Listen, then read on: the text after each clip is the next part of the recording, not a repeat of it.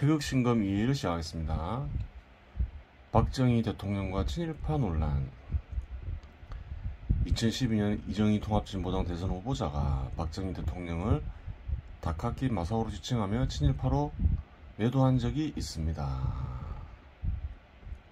주석이 있죠. 일본식으로 이름을 바꾸는 정책, 즉 창씨 개명은 1940년 집행되었는데 당시 대부분 조선인들은 일본식으로 이름을 바꾸었다.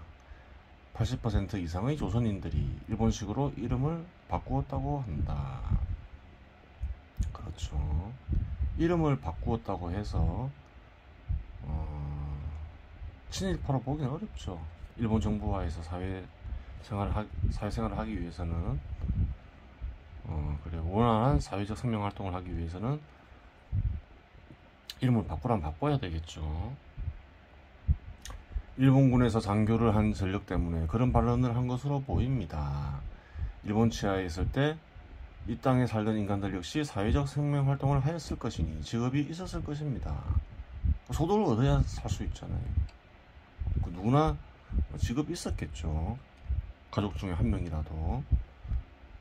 군인, 경찰과 같은 공직자, 교사, 기업인, 노동자, 농민 등 다양한 직업들을 지닌 채 소득을 얻으며 현 시대와 다를 바 없이 살았을 것입니다.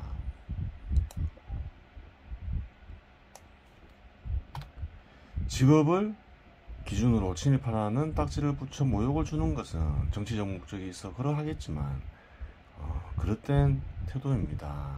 그렇죠. 어떤 국가가 다른 국가와 전쟁을 치러 승리하여 점령하였다고 하더라도 직업별로 책임을 물어 처벌했다는 사례는 없습니다. 국가와 국가가 전쟁을 했어요.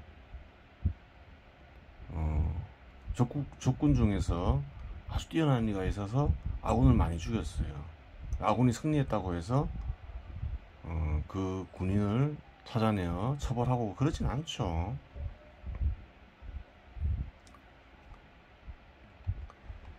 내전에 있어서는 공산화된 국가에서 폭동성공 후 직업별로 처벌한 사례가 있습니다. 직업을 기준으로 처벌한 사례도 있다는 거예요. 공산주의는 그래요. 소유권과 민간기업을 부정하죠. 민간기업 소유자를 악인으로 보죠. 기업가를 죽이기도 해요. 특이한 기준인 거죠. 아무래도 이정희 통합진보당 대선 후보자는 사고방식을 볼 때 공산주의자의 가능성이 커 보입니다. 그래요. 아무리 적대시해도 직업을 가지고 직업을 기준으로 처벌하진 않는데 직업을 가지고 그래요. 친일파니 뭐니 이렇게 나누는 것은 잘못된 행위겠죠. 1919년 3.1운동 직후에는 이 땅의 제법 많은 수의 일부 인간들과 해외에서 독립활동을 한 인간들과 생각하는 바가 일치하는 부분이 있었는데 세월이 많이 흐르면서 생각하는 바에 차이가 크게 발생한 것으로 보입니다.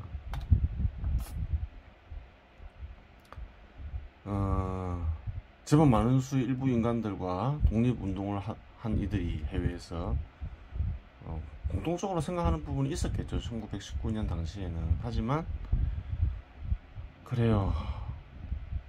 이 땅에서 계속 살던 이들과 해외에서 독립활동을 한 이들 사이에 세월이 흐르면서 차이가 발생하겠죠. 그렇다고 해야 이 땅에 살던 인간들이 해외에 나가 독립활동을 하지 않고 독립에 대한 투철한 관념이 없었다는 부분에 대해 폄하할 필요는 없습니다. 당시 모든 인간들이 독립활동을 하려 했다면 이 땅에는 한민족이 사라졌을 것입니다. 이번 해방 시점까지 이 땅에 다양한 직업을 지닌 채 사회적 생명활동을 하며 살아가는 인간들이 많이 존재했기에 대한민국이 건국될 수 있었던 것이기도 합니다. 그렇죠. 다 독립운동을 하겠다면서 떠나버리면 어떻게 됐을까요? 독립은 불가능한 거죠.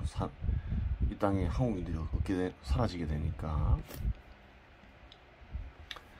그러면 박정희 대통령이 당시 시대에서 어떤 유형의 인간에 속했었는지를 살펴보겠습니다. 박정희 대통령은 오남 이녀 중 막내였는데 살던 집은 초가집으로 토담집이었다는 사실입니다. 이러한 토담집은 당시에는 가난한 사람들이 살던 곳이었습니다. 박정희의 아버지 박성빈은 빈농으로 알려져 있습니다. 박정희 대통령은 대구사범학교를 졸업하고 3년간 교사로 재직한 후 일본 육군사관학교에 57기로 입학한 후 석차 1위로 졸업했다고 전해집니다. 후에 만주국의 군장교로 근무하다가 남로당에 입당하였고 요소순천 사건에 연루되어 사형 선고를 받았는데 육군본부 정보국장이었던 백선엽의 최종 면담에서 사형을 면했다고 전해집니다. 젊은 시절 박정희 대통령은 적성에 맞게 개인적인 삶을 충실히 산 이로 특이사항은 발견되지 않는다. 여기서 당시 사회적 조건도 어느 정도 확인이 가능합니다. 조선시대에는 신분제 사회인 관계로 비천하게 태어나거나 가난하면 자기 발전을 이룰 수 있는 방법이 거의 없었는데 일제치하에서는 그것이 가능했다는 사실입니다. 그렇죠. 과거에는 신분이 천하면 빈농의 자식으로 태어나면 성공할 길이 그다지 많지는 않았죠. 근데 일제시대에는 좀 달랐음을 알 수가 있죠. 물론 신분 제도는 없었겠지만 빈농의 자식인데 그래요. 공직에 나아감을 알 수가 있어요. 기질 사회 조건의 변화는 상당히 중요한 부분인데 이러한 부분에 대한 연구는 그다지 없어 보입니다. 그렇죠. 하여간 박정희 대통령은 상당한 기간을 자기 발전을 위해 살았다고 볼 수 있는데 이는 첫 번째 유형의 인간에 속합니다. 대부분의 사람들이 그렇죠. 자기가 처한 환경에 적응하면서 성공하기 위해서 노력하죠. 박정희 대통령의 젊은 시절 역시 크게 다르지 않죠. 후에 남로당에 입당한 것을 볼 때 세 번째 유형의 인간들에게도 관심이 있었던 것으로 보이며 본인도 그러한 유형의 인간이 될 생각도 있었다고 볼 수도 있습니다. 첫 번째 유형의 인간들과 달리 서정 출신이처럼 유별난 행동을 한 적은 없으니 두 번째 유형의 인간으로 규정하는 것은 어깨냅니다. 그래요.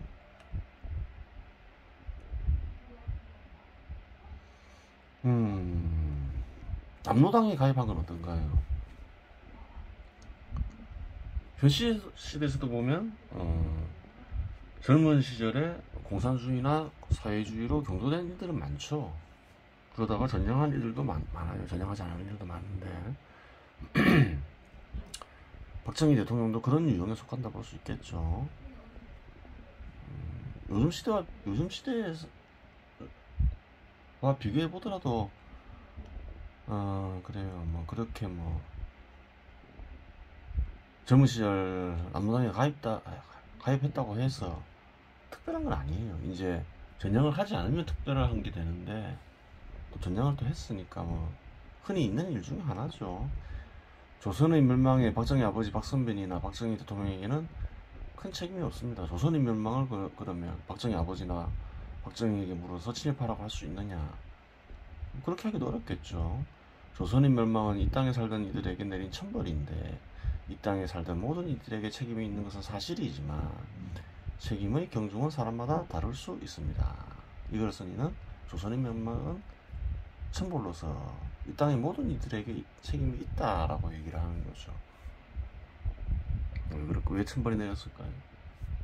인간에게 주어진 사명을 다하지 않았다.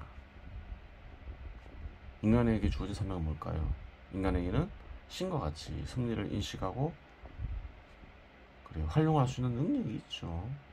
섭리를 인식하려고 노력을 하고 활용을 하여 발전을 이루었다면 천벌이 내리지 않았겠죠. 그러지 않은 것이 문제가 된 것이죠. 하지만 이 땅에 살던 이들이 박정희 아버지 박선빈이나 박정희 대통령에게 조선의 멸망에 대한 책임을 묻게 있는 두 사람 모두 책임을 질 위치에 있지 않았으며 박정희 대통령이 군인이 되어 개인적인 삶을 살았다고 하여 책임을 묻기도 어렵습니다. 이러한 이치는 현 시대에도 적용이 가능합니다. 어느 나라에서나 폭동이 일어날 수 있고 군인이 동원될 수 있으며 군인에 의해 사상자가 발생할 수 있는데 사상자가 발생하였다고 하여 공직을 수행한 군인에게 책임을 물을 수 없는 것과 같습니다.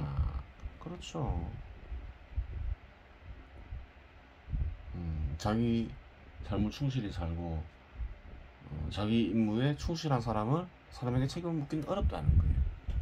과거에 해서 다르지 않다는 거예요. 일제 치하에서 일본 군인이 될 수 있겠죠. 일본 경찰이 될 수도 있고, 그리고 또 어떤 이는 또 해외에 나가서 독립운동을 할 수도 있겠죠.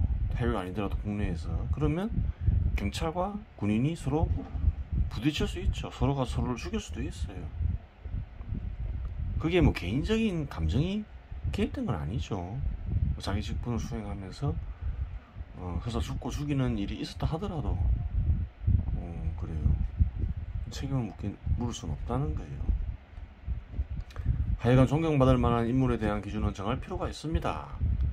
그럼 한국에서 어떤 이들을 존경해야 될까? 이제 한번 그런 기준을 마련해 볼 수 있겠죠. 우선 한국에서 존경받을 만한 인물은 우선 한국의 수립 유지 발전에 형력히 기여한 인물이어야 합니다.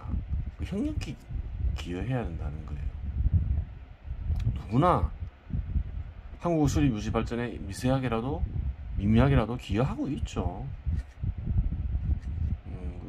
한국 수립 유지 발전에 기여하고 있는 이들로부터 존경을 받으려면 어떻게 해야 될까요? 형력히 기여해야 한다는 거예요. 이럴 경우 한국이 수립되기 전 독립운동을 하다가 사망한 이들이 제외될 수 있습니다. 그렇죠. 단절이 있잖아요. 한국 역사에는 일제 치하가 있죠. 36년간. 따라서 공산주의자나 사회주의자가 아닌 자들 중 독립운동을 하다가 사망한 이들은 한국의 수립에 기여한 것으로 간주할 수 있습니다. 공산주의자, 사회주의자는 빼야 되겠죠. 한국과는 무관하기 때문에 그렇죠. 무관한 정도가 아니라 한국과 한국인들에게 피해를 끼치기 때문에 또 그러한 부분이 있는 거죠. 해방 시점 공산주의자나 사회주의자 대부분은 1945년 해방 시점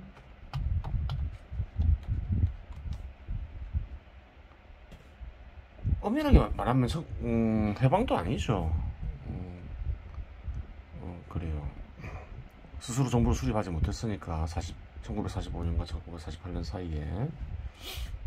하지만 보통 이렇게 얘기를 하죠.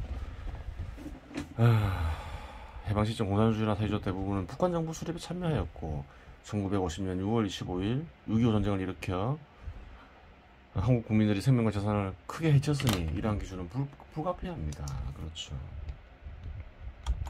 공산주의자, 사회주의자는 뺀다는 거예요.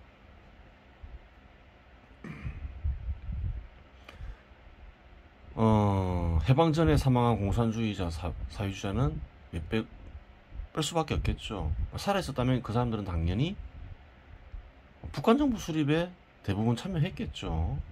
당연히 빼야 되는 것이죠. 기준이 너무 엄격하지 않나 하고 생각하는 이들도 있겠으나 실상 이러한 기준은 상당히 관대한 기준입니다.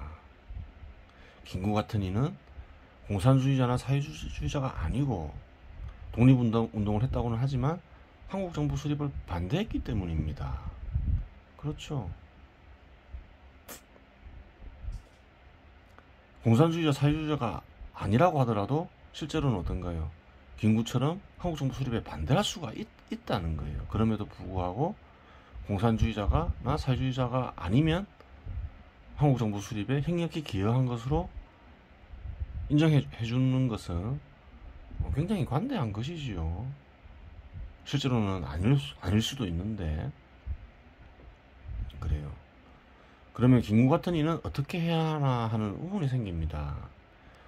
비록 독립운동을 하였다고는 하지만 한국 정부 수립 시 한국 정부 수립을 명백히 반대하였으니 한국인으로부터 존경받을 수 없습니다. 그렇죠. 어쩔 수 없는 거죠. 안타까워하는 이들도 많겠지만 이렇게 해야지 억울한 이들이 또 안 생기기 때문에 그런 거예요. 대부분 한국인들은 어떠한 신분이든 한국의 수립 유지 발전에 미미하게라도 기여하고 있기 때문입니다. 즉 한국에서는 한국인이 최고이지 미국인이나 일본인이나 중국인이 한국인보다 위에 있지 않으며 그 어떠한 신분의 인간이건 어떠한 위대한 일을 하건 한 사람이건 한국에서는 한국인보다 위일 수 없습니다. 그래요. 기준이 명확해야지 억울한 일이 생기지 않는다. 예를 들어서 안도희라는 국군 장교가 김구를 살해하죠. 그 당시에 남살이 많았죠. 많았는데 서로가 서로를 암살했는데 안도희라는 사람은 한국에서 장기간 모욕을 당하다가 살해를 당하죠. 하지만 안도희 역시 김구를 살해할 때에는 개인적인 감정을 가지고서 살해한 게 아니죠. 김구를 존경했죠. 안도희 역시. 하지만 김구가 한국정부 수립을 반대하니 그 살해한 것으로 알려져 있죠. 그래요. 백의사라는 암살단이 있었죠. 한국정부 수립하고자 하는, 수립 전에 백의사라는 암살 조직이 있었는데 그 일원이었다고 하죠. 안도희는 그럼 어떤가요? 한국정부 수립에 행역에 기여했잖아요.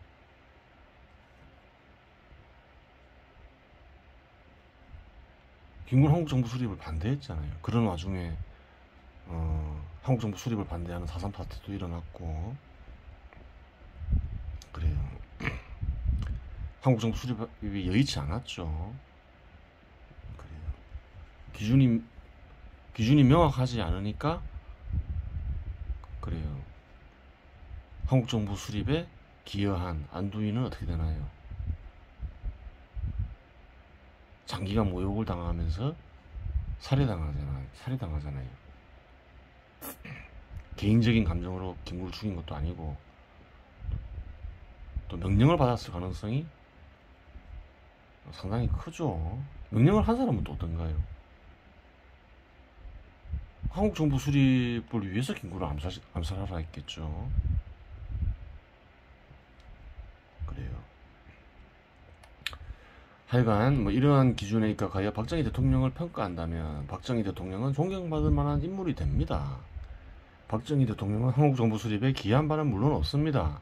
한국 정부 수립 시 남로당원이었다는 사실은 오히려 박정희 대통령의 경력의 오점이 됩니다. 그렇죠. 오점이 되죠. 하지만 현 시대에 비추어 볼 때 큰 오점은 아니다. 현 시대도 보면 젊은 시절 사회주의자 공산주의자였다가 사회주의 공산주의에 그래요. 빠졌다가 전향하는 이들이 많다는 거예요. 그래요. 오점인 건 사실이지만 용서 불가한 오점은 아니다. 전향했는데 죄를 묻기가 어렵잖아요. 전향이 확실한데. 그런 정치인들도 많잖아요, 한국에는. 하지만 산업화를 통해 한국의 유지와 발전에 현격히 기여하였으니 존경받을 만한 인물로 평가되는 것입니다. 그래요. 그렇게 되는 것이죠. 다음에는 이제 태극 송지를 보겠습니다. 지관시 불법 그치고 살피는 것은 불교에서 얘기하는 방법이다. 그래요. 무엇을 거치라는 건가요? 럭스의 작용을 거치라는 것이겠죠. 럭스의 작용을 거쳐서 우리 작용을 일으키라는 거겠죠. 그러면서 보라고 말하죠. 무엇을 보라는 건가요? 어떤가는 신의 마음을 보라, 이 말인 거죠. 회광하고 같은 것이죠.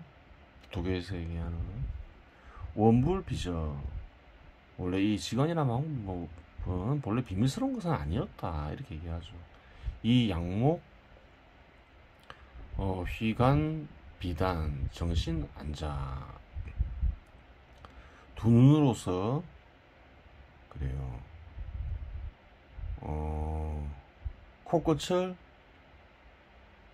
보며 몸을 바르게 하고 편안하게 앉아서 개심 연중 마음을 연중에 묶어두라는 것이다. 다 비유적 표현이죠. 어려운 말이죠. 마음을 연중에 묶어두라. 연중은 어떤 간에 신의 마음이 되겠죠. 어떤 간에 신의 마음을 드러나게 하라. 그러겠죠. 곳곳도 어떤 간에 신의 마음을 가리키겠죠. 그러니까 마음이라고 분석할 수도 있겠죠. 그래요. 마음을 보면서 어떤 간에 신의 마음을 드러나게 하라. 그렇게 되는 거예요. 참고서 보겠습니다. 덕수작용을 거치고 어리작용을 일으키며 어떤 간에 신의 마음을 드러내는 일을 불교에서는 그치면서 살피는 일이라고 불렀다. 여기서 그쳐야 할 대상은 넉스작용이 되는데 넉스의 작용을 멈추어 어리작용을 이렇게 하는 뜻이 숨겨져 있다. 살펴야 할 대상은 어떤 간에 신의 마음이 되는데 어떤 간에 신의 마음을 불교에서는 연중이라고 불렀다. 한자 뜻을 한번 볼 필요도 있겠죠. 연, 인연, 까닭, 이유, 연유하다, 중, 가운데, 안소. 인연이 비롯되는 아니다. 모든 이런 뜻이 있겠죠. 모든 것이 비롯되는 감추어진 것이다. 이런 그렇죠. 그렇게 풀이할 수도 있는 거예요. 어떤가는 신의 마음을 어떤가는 신의 마음에서 존재하는 모든 세상이 비롯되었으니 이러한 이름을 붙일 수도 있겠지요. 그래요. 어려운 말은 아닌 거죠. 이번 시간에 여기서 마치겠습니다.